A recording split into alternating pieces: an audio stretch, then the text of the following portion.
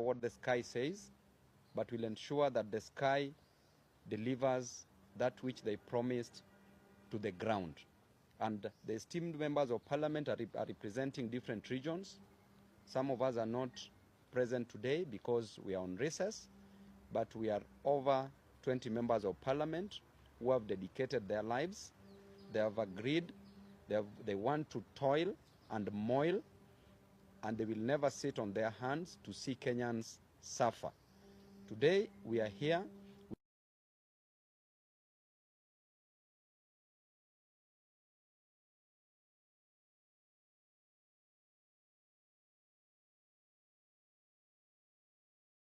across the country, representing the interest of the aged also across the country. From the Western region, Busia County, Honorable Catherine Omanyo, also representing the interest of Kenyans across this nation. We're also here with Honorable Amo from Starehe, Amos Mwago. Amo ndio best, ukienda huko Starehe hivyo ndio anaitwa, representing constituents from Nairobi County, representing Kenyans from within the nation.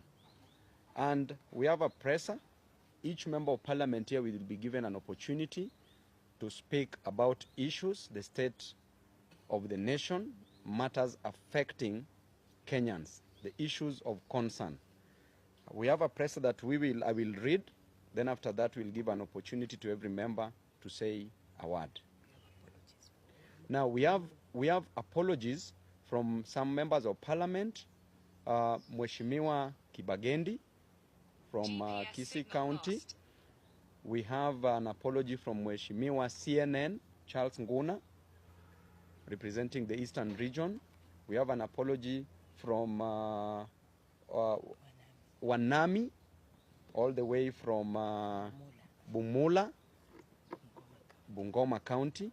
We have an apology from Mheshimiwa Umi. We have an apology from Mheshimiwa Mwenje, Nairobi County. We have an apology from Mheshimiwa Caleb Amisi. We have an apology from Mheshimiwa Kibagendi. We have an apology from Mheshimiwa Basil and other Waheshimiwas, from Mheshimiwa Ledama Olekina, and we also have an apology from Senator Eddie Okech. So we will read this, and we'll also give you a way forward on how we will be working as Team Ground moving forward. Our fellow citizens, let me once more start by expressing my solidarity with the Kenyan youth and families who have lost their lives, sustained injuries, been abducted, or whose loved ones are still missing to date following the protests by the young people of Kenya who have been calling for good governance of their country. We are making this address in response to the many phone calls, text messages, social media uproar, and direct requests to us by distressed Kenyans who feel the political class has abandoned them after the recent constitution of a new cabinet by President Ruto.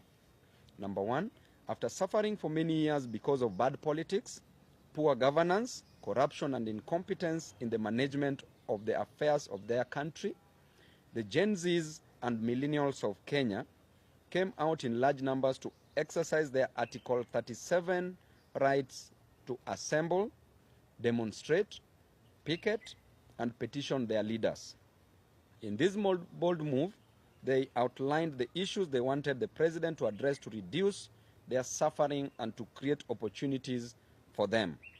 After withdrawing the draconian Finance Bill 2024 and dissolving his incompetent cabinet, President Ruto promised that he would engage in an open national dialogue to listen and get the issue at stake with young Kenyans before forming another cabinet.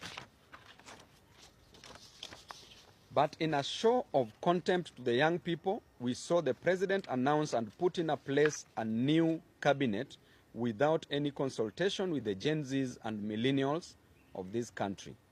He has since held no dialogue or any engagement to ascertain the problems that led to the recent protests.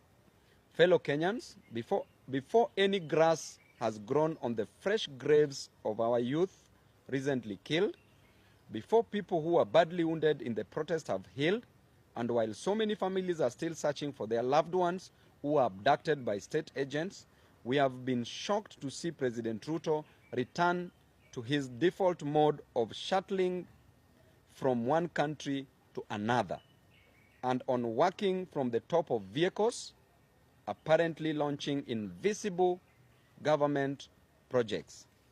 Ladies and gentlemen, we want to send a message to President Ruto in very simple but clear terms, as the Gen Zs and millennials of Kenya have sent us to tell him that the young people of Kenya feel you are showing them contempt by ignoring all their issues and reverting to business as usual mode, while they are hurting from the burdens imposed on them by the failures of your bad policies.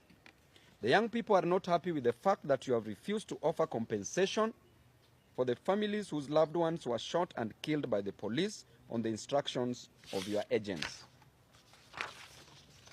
The young people are unhappy that you have refused to pay for the medical expenses of the people who were wounded by the police. The Gen Zs and millennials of Kenya are unhappy because you have refused to free the youth who were abducted by the police. And you have refused to drop the trumped-up charges against the peaceful demonstrators who went to the streets to ask for good governance of their country.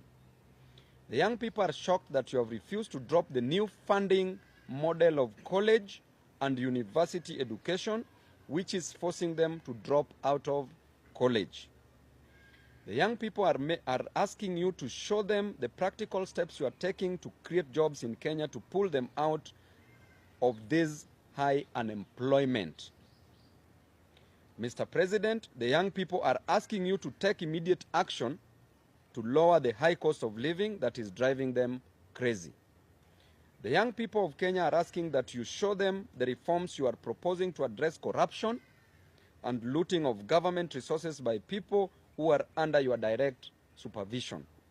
They are asking that you show them the reforms you are undertaking to improve the competence and quality of your bureaucracy to enable the government to be responsive in service delivery and development. Mr. President, it is a matter of just a few months and another Finance Bill 2025 will be facing Kenyans again. The young people of Kenya are worried that on March 2025 will find them with no change at all, and they will be forced back to the streets to protest poor governance and poor policies and to reject the Finance Bill 2025. As a youthful leader in this country, together with other youthful leaders and other leaders, we want to appeal to you in a special way that you take your time off the top of your vehicles and sit down with your top advisors, including your new cabinet, and review and change the bad policies that your administration unleashed on Kenyans for the last 2 financial years. Kindly consider the welfare of the children of this country. Please engage the youth in this country and show them that you care for them. Take practical steps to demonstrate that you have the interests of the youth of Kenya at heart before you revert to your default mode of stating in public things that you don't mean and you don't intend. Mr. President, walk the talk. Swing, don't sing. As a Christian, we say you do not do what you say in order to restore the vital trust that should exist between the people and their government. We want to remind you of the words of J.F. Kennedy, that those who make peaceful revolutions impossible make violent revolutions inevitable. Do not tempt the young people of Kenya too much. They have given you a break to reassess your priorities and get things right. They are shocked that you can't get anything right. And lastly, I want to say that should you fail to deliver to Kenyans, There's only one person that I know that will be easily defeated in 2027. Defeating you, Mr. Ruto, in 2027 will be easier than reciting vowels. Any living thing that is capable of locomoting or moving from one place to the other will defeat you in 2027. Even if you take a goat and dress the goat and put it on the ballot, will defeat you in 2027. Thank you and God bless you. Let me take this opportunity to give Mheshimiwa Mudhoni. Sorry, Gadoni, I'm used to my wife's name. She's called Mudhoni. Gadoni wa Mushomba to address you. I'm happy to hear I'm in good books. I'm in good books in your house. You're in my heart. The next preference. Thank you very much, my colleague and friend, Honorable Babu Owino. Mine is to just add weight to what statement we have issued as Team Ground. And I want to be a little bit more assertive on matters life. You all know that we have had very many conflicting reports coming through on how many young people who are protesting in the streets were abducted, how many were killed, how many are still missing, how many cases have been processed by IPOA, and I'm sure you know that no agency is giving us information that is matching with the other. We have had engagement with Kenya National Commission on Human Rights, and we have their report here.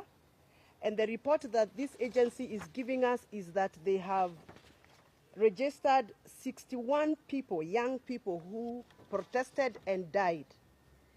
And their bodies have been located in many mortuaries in this country, ranging from Narok, Nakuru, City Mortuary, Nairobi, Kakamega, Eldoret, Isebania, Thika, Nanyuki, Eldoret, Kapsabet, Rongo, Kasarani, Embu, Homa Bay, Kisumu, Nyeri PGH, Nyahururu Hospital, Bungoma County Hospital, Kakamega Hospital, Kitengela, Kenyatta National Hospital Mortuary, and Mulolongo, and Kiambu Uplands Funeral Home.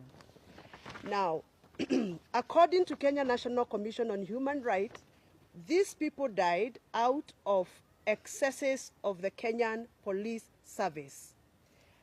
The IPOA, the statutory body that is supposed to be oversighting the activities of the Kenya National Police Service, have indicated that they have picked up their own investigations.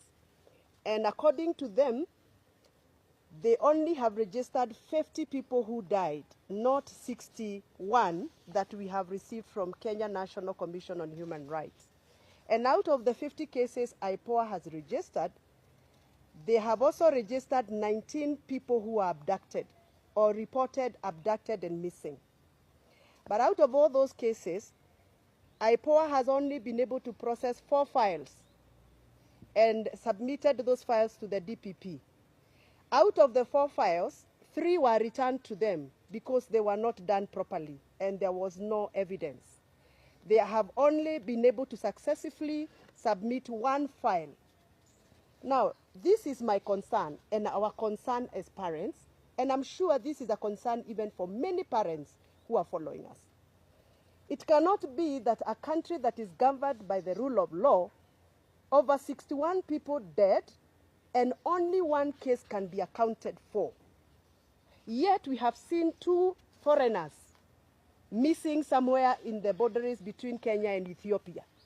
And we have seen the IG and the acting IG and the DCI personally go to that area to locate 2 foreigners who are apparently missing. But we cannot locate the 19 cases IPOA has registered as abducted cases. Does it mean that foreigners are more important than Kenyans? Are we still being governed by the rule of law? Are we still following the fundamentals of human rights protection as enshrined by the Kenyan Constitution? So for me as a mother, representing many mothers and many fathers of this country, we want to echo our complaint, our dissatisfaction with the processes that the government of Kenya has put in place to provide accountability for the protesters who were abducted and those that were killed. The president is on record saying that his government is going to come up with a program for compensation, to compensate the families that lost their loved ones, to compensate the families of those that have patients in the wards and some patients at home. And we have not seen any effort by the government to even come out and tell us, now that this has happened and 2 months are gone, this is what we are going to do as a government.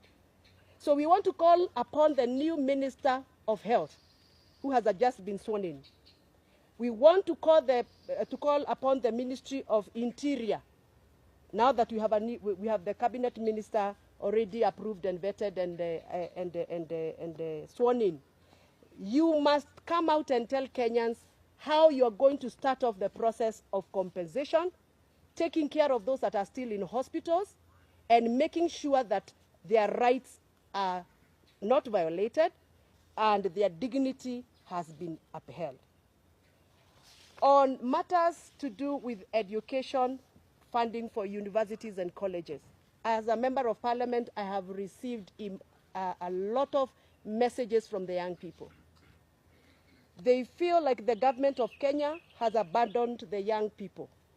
There is no straight communication coming from the government on how the new funding model is going to salvage the lives of so many young people who are stranded in homes, expected to report to colleges and universities. We are requesting the government to come out very clearly and give out a clear guideline. We are only seeing some letters flying in the social media, but nobody is doing a presser like this to address this issue and explain to the young people.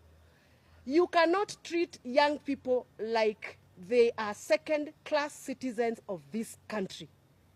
This is the future of this country, and you are no longer going to assume the young people of Kenya the way we have done. So we are requesting and demanding, let us demand because I think it's our right, that the minister in charge of education must come out very, very boldly and tell us the way forward on matters to do university, funding, and colleges. And assure those students that are still at home that there is hope for them to resume school and there is hope for them to progress with their careers. Thank you very much. I want to invite my sister, the lovely Catherine Omanyo, to say something. Mimi nitaongea Kiswahili. Juu kila mtu anabonga hapa kimombo. Nataka kuelezea wananchi wa Kenya kwamba hatukuangukia mkono mzuri kupata president kama Ruto. Hapa awali amekuwa busy anarandaranda Tokyo, Japan, sijui Japan ndio wapi, Tokyo ni wapi. Kila saa ako kwa hewa. I think hiyo ndio adventure anapenda, hobby. Ilikuwa inaitwa hobby tukisoma at what are your hobbies. Because saa hii namuona tu juu ya maprado kila saa akirandaranda. Vitu serious zikitendeka simuoni akienda huko. You can see where his heart is. Kujionesha ma-PR mingi. Briefcase projects ndio anasema ame-launch. Lakini kitu yenye napeana impact kwa mwananchi wa Kenya aseme walai tuko na president na nusu, hakuna. Juzi toi hapa imeungua, hakushughulika. Hata kusema tu poleni, nothing. Hata huko Kware mili zinachomolewa kule. Kitu yenye hata singeangalia na macho na nyamaza na lilia kwa moyo nikisema what is this really in Kenya, ama ninasoma tu vitu kwa newspapers. Hakushughulika. Lakini akisikia kadili utamuona kwa majeti jet ya 200 million yenye tungejenga ka industry hata kule kwetu huko na Mbale ya Jinari.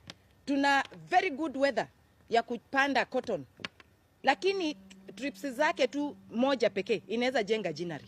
Na angeamua every 6 months kajinari kamewekwa mahali. The 47 counties sasa tungekuwa na vitu zinaandika our young people. But hiyo hana, kichwa ngumu, kiburi, majivuno. Ni vizuri majenzi wameshekesheke watu hapo, tunaona at least siku hizi wameanza kutuangalia kama watu na uoga fulani. But mtu ujificha tu temporarily. Character real tulishaiona ilitoka.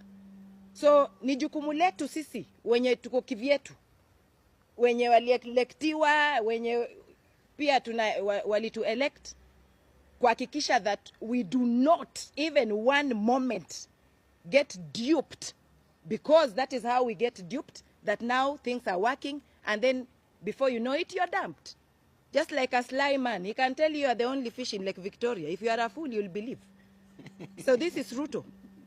We are not going to listen to the narratives again. And we will not relent. I'm so happy that as you listen, even in the corridors, in parliament, how people, the real them, when they talk, that president is on his own.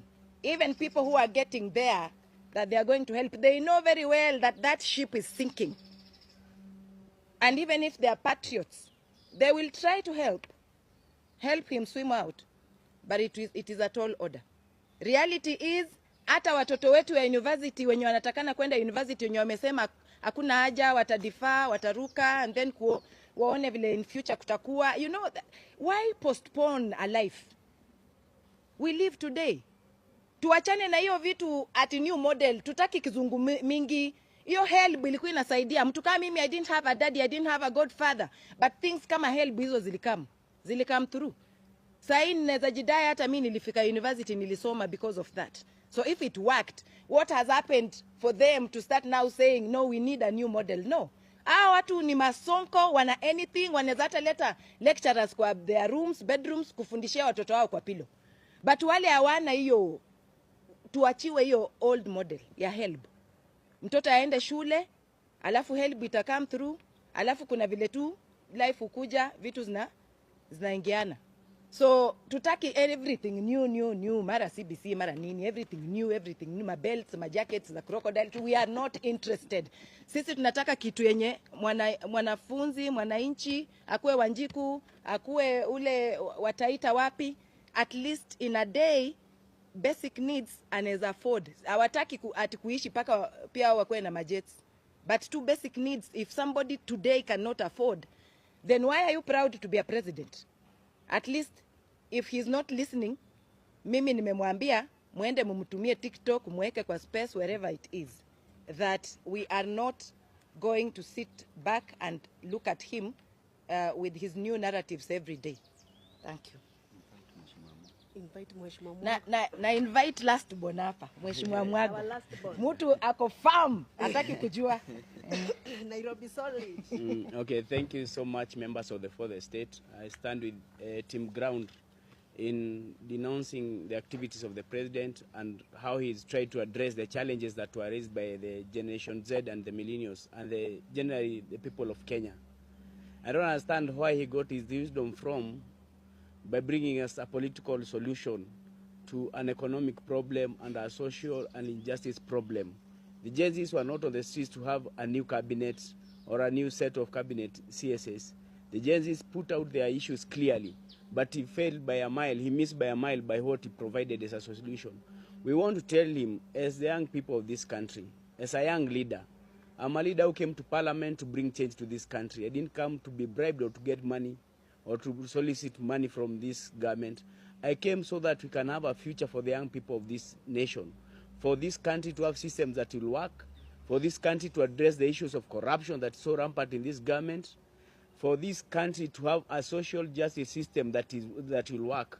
You can see by his activities the neglect that he had on the Article 37 of the Constitution, the brutality and excessive use of force on protesters. Yet we say we have a constitution that we respect, that clearly outlines Article 37 as the guiding principle on how people should address the government, how people should protest against, how the people should talk to the government.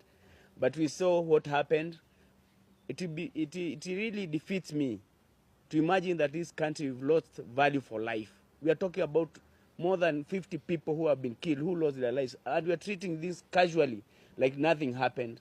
If you go to the DCI, we went there with Lieutenant Molo, we had very scant information on the issues of abductions, or the issue of these people who have been killed, and these are lives that have been lost by a government that's purposed to protect the lives of its people. We've seen a lot of property that was lost. Some houses were burnt even in town, but the government has not addressed that. They have swept that under the carpet, and they expect us to just let them be and this to go on. We cannot agree, and we cannot allow the government to behave like that, because if it behaves like this, it is going to kill our future and our children. The Gen Zs have come out clearly and they have outlined their problems. We are asking the government of the day, come out and tell us what measures are you putting in place to address the issue of unemployment. We are having like 1 million students who are going to clear form for this year. Every year we are having a very high turnover of Gen Zs. What measures have you put in place to address their issue? The current cabinet that you announced, we don't make anything of it. We don't see if they are able to come up with solutions for the challenges of this nation. So sisi tunamwambia Bwana Rais, tafadhali sikiza watu, calm down, look for new advisors. Whatever you are doing is far away from what the people are asking for. Kindly try and calm down and listen to this youth. These are the future of this nation, and the best thing is, this is a generational thing. One day it will come to happen. The hopes of the people of this nation, lazima siku moja watu watakuja wapatiwe heshima. And I don't know where history will judge you. Labda utafukuzwa ama utapelekwa jela kwa sababu ya hii makosa unafanya. Tafadhali sikiza watu and deal with real issues that these people have raised. Thank you. Thank you very much. Is there anybody with questions? We will take about maybe 3 or so, or maybe we can take 4 so that each can respond to a question. Let's start with the lady. You have to speak louder. Thank you so much. My name is Maximila Ofula, right from the county diocese. I have 2 questions.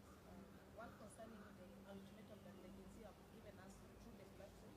On 27th of August, we'll be signing a petition to dissolve the parliament and to chase all the parliamentary out. I think this is the second time now that targeting the parliament. Will you be part of that petition? And also the same day, will also be occupying the Supreme Court. Will you be part of the same of that petition also occupying the Supreme Court was voting no? Then secondly, from the interview of Mwangini to the Citizen, he said there will be no 2027 election. Election will be before that. What's your point? Okay. Next question. I'm sure you're noting that. Yeah. Her name? Wafula. Wafula. Wafula. Then we'll go to you. Eric Owenga from Citizen Radio. Eric. Since the broad-based government that was formed has killed the magnitude and the vigor of the protest, I don't know, as young parliamentarians, what do you have in place as the alternative to tackle or to push harder the government in your demands? Okay. Thank you, Eric. The one in glasses. Thank you. Edwin from Daily Monitor. I have 2 questions. It's clear that you obviously do not seem to stand with the cabinet secretaries, some of whom are in parties that like ODM, which a person like Babu was in support of. So your message to these cabinet secretaries, do you support them joining the administration, and what remedy do you think? You have made it clear that you don't think you of any help to this administration. So what advice do you give them if at all they have joined a sinking ship? And the second question is pointing at something to do with the Wanjigi story that was mentioned here.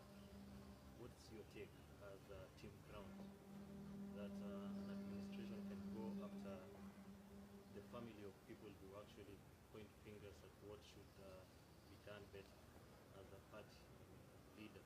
Okay. What's your take? I guess those are how many? 4? Yes. 4? Can we do the 4, or you have a pressing one? Yes. Okay. Given the unity deal between ODM and Kenya Kwanza, are you worried this supermajority issue, especially in Parliament, it's going to stifle voices like you?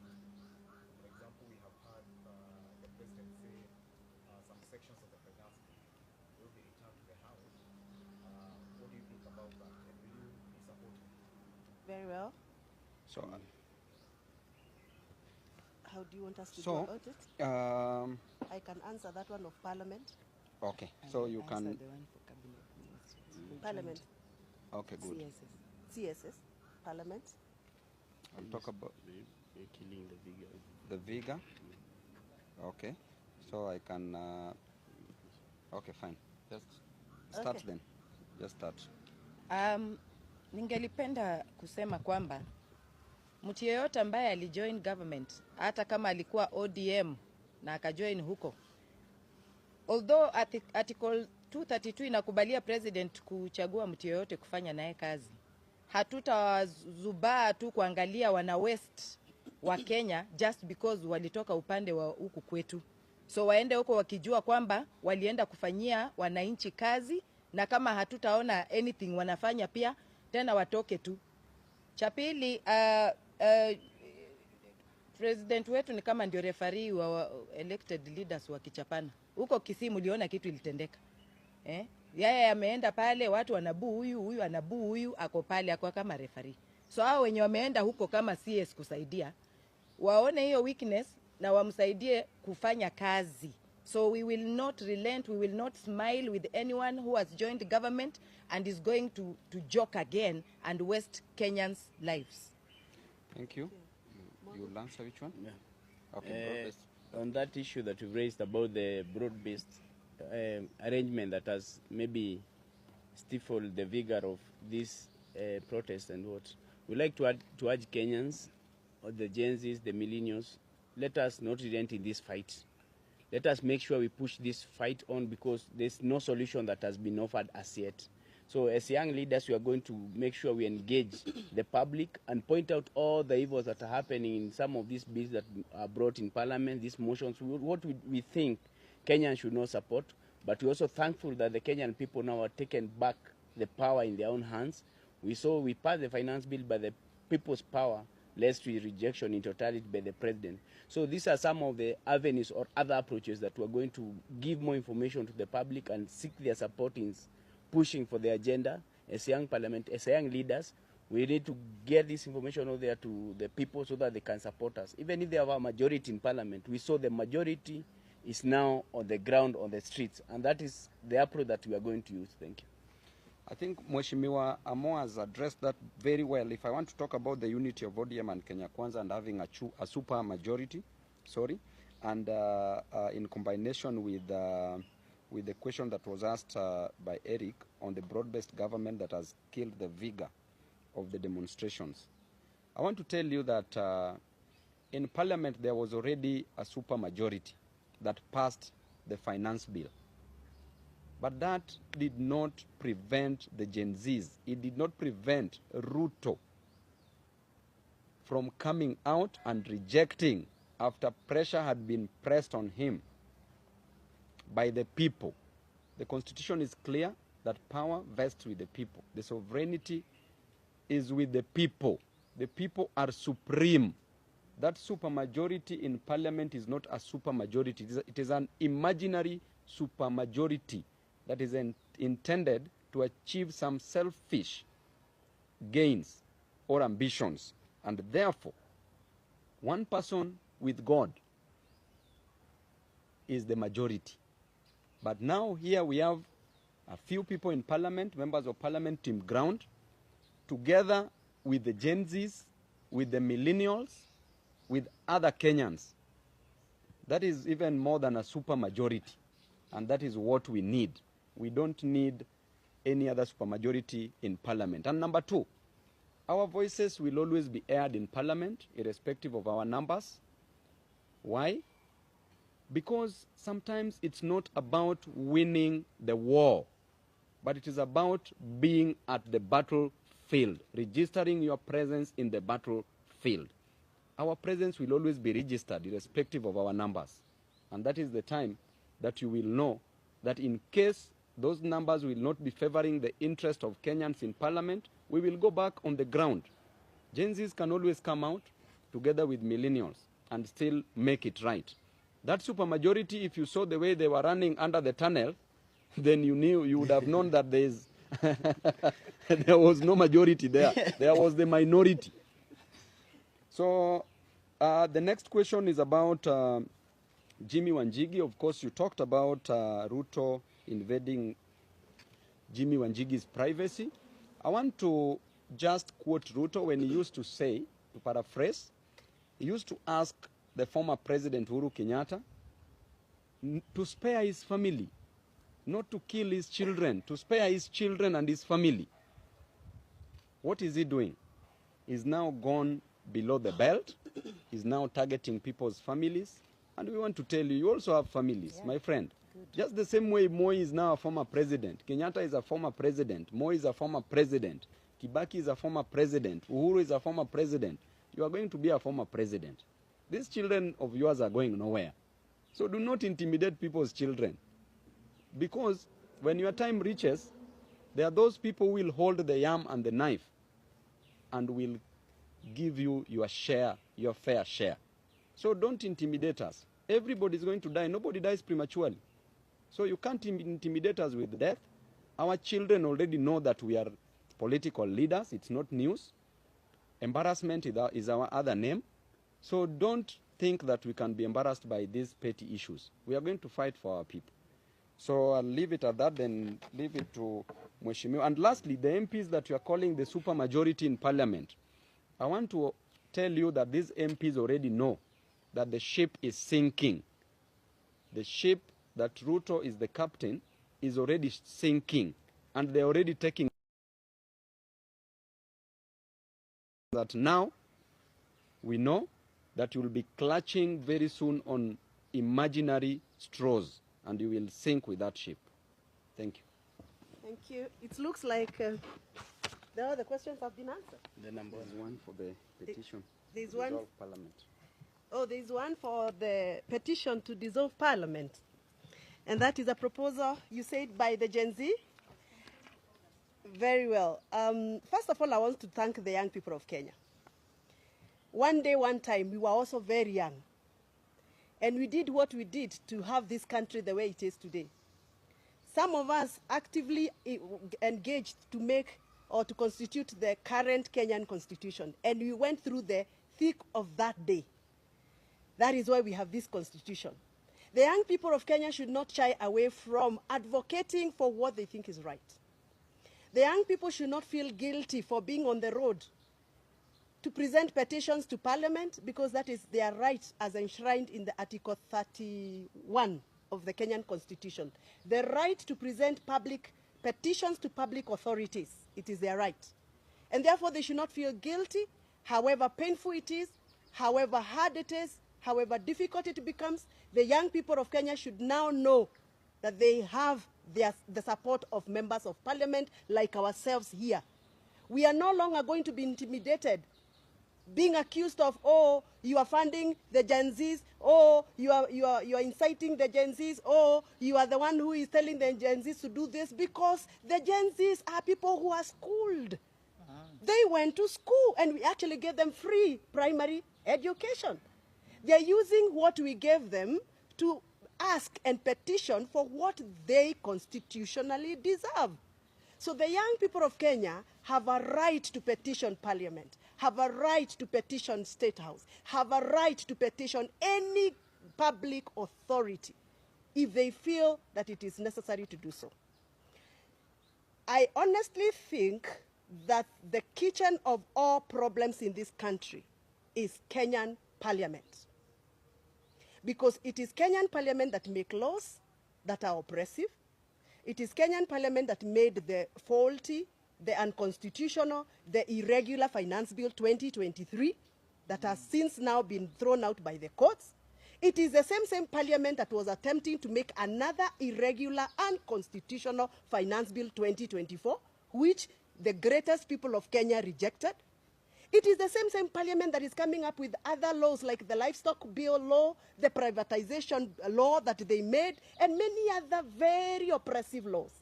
So if the Gen Zs feel that it is time for them to petition Parliament, they are welcome. It is within their rights. And we will support them if we still feel they are doing the right thing. So we want to tell the young people of Kenya, we are with you. We will support you. We will stand with you, as long as you're making the future of this country better. I would want to be an elderly woman in this country to enjoy what the Gen Zs are fighting today. And therefore, when I have the energy to do so, I will support them, I will fight for them, I will lobby for them, I will advocate for them, because I think they are doing the right thing. Last but not least, I would want to say this. I don't know what is this obsession President Ruto has with new things. When he came in, he found Linda Mama. He realized Linda Mama, and I don't know how he realized because he's not a woman. He has never been in a maternity ward. He has never delivered a child. So I don't know what is this obsession he has with removing what he found to bringing what he thinks is new and creating confusion and mess. He found a very good working program called Linda Mama. He collapsed Linda Mama without any public participation and brought some other new packages. She, sha, shui, shu, shui, sha. She, Linda sha. mpango wa kando. You know. I don't know what is this obsession he has that he has now to collapse the old funding model for our universities and bring a new model. And now he has created a whole total confusion. Our children are getting depressed because they don't even know whether they are going to report to school tomorrow. What is this whole obsession of new things? New things? Now, look at where we are right now. We don't have money because we have no operational finance bill. Instead of him finishing old projects, he's now going for new. Everything is new. Everything is new. And he has no money. So where is this obsession coming from? And by the way, I sympathize with my new Minister for Energy. My new Minister for Energy, I really, really sympathize with him. Bwana Wadai, wacha nikuambie. Hiyo kiatu mevalia kimeandikwa Ruto hapo nyuma. Hiyo kiatu itakuuma mbaya sana. Because the president is now hopping from one county to the other, launching new electricity projects. Where will he get the money from? Atarudi kwa hiyo gari pale juu, ataanza kuambia wananchi, huyu Wadai nilimpatia kazi ya kuweka stima, nikaenda nikalaunch stima, lakini yeye hakufanya kazi. Wadai is actually cooked. I sympathize with him. I sympathize with my friend Babu, Mheshimiwa Badi, huyu wa treasury. Amepatiwa treasury na ni sufuria ambayo ilikuwa na ilikuwa na stew lakini imelambwa, hakuna. And what the president is doing now is going out promising, oh, I will do this project, I will do this project, na hakuna pesa. Alafu atarudi kwa hiyo ground come to campaign time. Ataambia watu, wewe huyu Badi nilimpatia kazi, amelemewa. Badi's sufuria is roasted. And they are not is selling roasted. corruption. Yeah. So anyway, we are summarizing and saying this. This is not the right time for president to go out launching projects. It is the right time for him to sit down, engage stakeholders, look for solutions for the pressing problems, and look for new ways of raising revenue for this country. He must engage. And there's somebody who asked me when I was coming here, now that you people are complaining things are not right, what solutions are you giving? What alternative solutions are you giving? Now listen to me. There is no way the president will be roaming from one country to the other looking for jobs for our young people. But if you ask him for a database of how many engineers do you have in your country, tell me whether there is any database. If you went and found a request for how many mechatronics engineers do you have? We don't have a national database. What we want as representative for young people is this. The government must put effort to come up with a national database of unemployed young people of this country, county by county. We must be able to know how many teachers are unemployed from the young people, how many doctors are unemployed, how many engineers, how many lawyers. All that database needs to be put in place so that when we are speaking from a point of information. When he's going to negotiate country by country, he has a database. And that is what he should be running with MPs to actually help him to create a national database for the job gap. Number two, we have what we call National Employment Authority. That is an agency that is created by the government under the Ministry of Labor that has failed this country. We need to start thinking of how we can revamp the National Employment Authority so that we can provide a better way of preparing the jobless young people into assimilation into the jobs. How do we do that? By making sure that the National Employment Authority has offices in every county so that people in my county, Kiambu, can actually access the offices at the county level register themselves and get to know what opportunities are there. Right now, the only person who tells us that there are jobs being advertised, for example, in other countries, is only the president on top of his car. The young people of Kenya don't know where to go to look for that kind of information. So we need these authorities, offices in every county. Last but not least, all the local employers in this country, the manufacturers, like the people who work under the Kenya Association of Manufacturers, the people who have a capacity to employ our people here in Kenya, we need to engage them so that we know how can we work with them partnership so that they can start absorbing our local people, even if it is on an apprenticeship program or attachment program. For example, if we came up with a program and said, we have 3,000 employers in this country, manufacturers, people who are manufacturing locally, and they have the capacity to employ young people. We give them some tax incentives.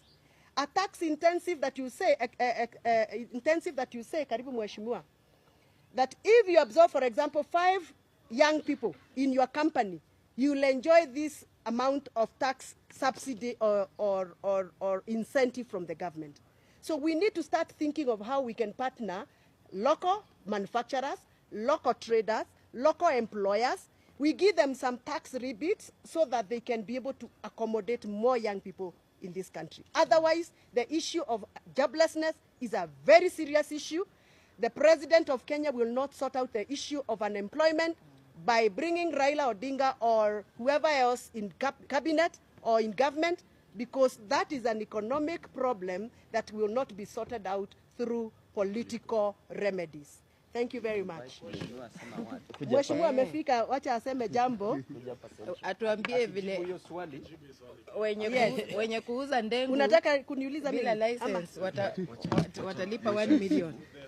Ndengu. Sorry? Thanks to the High Court, the road maintenance levy that was increased by 7 shillings has been nullified until, of course, the case is heard and determined. But there's a new proposal by Kenha on tolling the major roads. What do you say of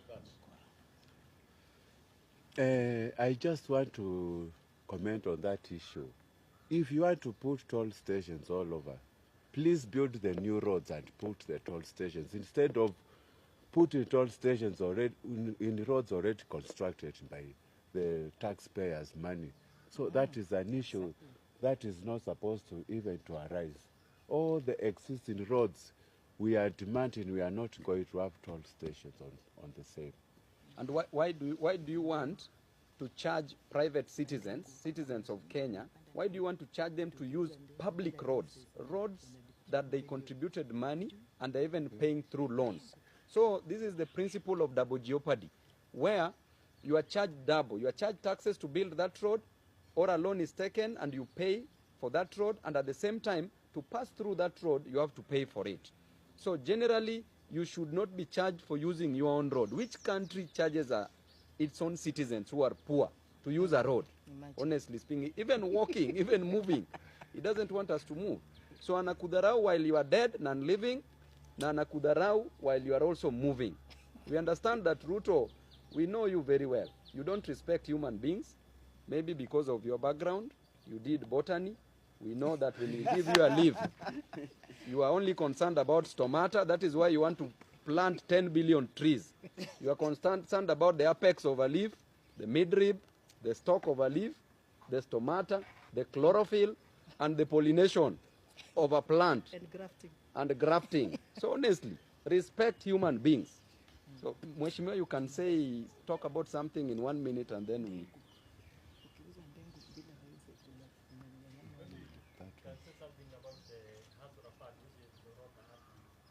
Does it still exist? Still there? Actually, as a member of Special Funds Committee, we are out in the audit report for this financial year to see how Hustler Fund has really performed. But based on, as an economist and also an auditor, in terms of accounting, I can tell you we are going to have an adverse opinion on that fund, because even the modality, the board was not there when it was starting, the VAT was unconstitutional. There's nothing much actually to comment on the same, but I thank the Kenyans who took the money. And by the way, on that note, like I was talking about the newness of things, I don't know what is this issue that President of Kenya has with women of Kenya. I really don't know what the president has with the women of Kenya. I don't know why and what justification he would ever give to the women of Kenya. First of all, for touching on Leader Mama and collapsing it, and then touching on the Women Enterprise Fund. Right now, as we speak, the Women Enterprise Fund is at zero kitty. All the money that was put there in the last year's budget, it was all removed. So the women of Kenya have nothing else other than to dance in the yellow clothing during campaigns. But after campaigns, everything that the women of Kenya had in this government has been scrapped off. And that is why, personally as a woman, I'm a very, very vibrant advocate of women issues. I feel like Kenya Kwanza government has zero chills for Kenyan women. Yes. Na tuna reject.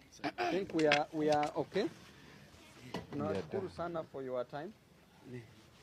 CNN soldier. Hey, CNN, finally you're here. This is mine.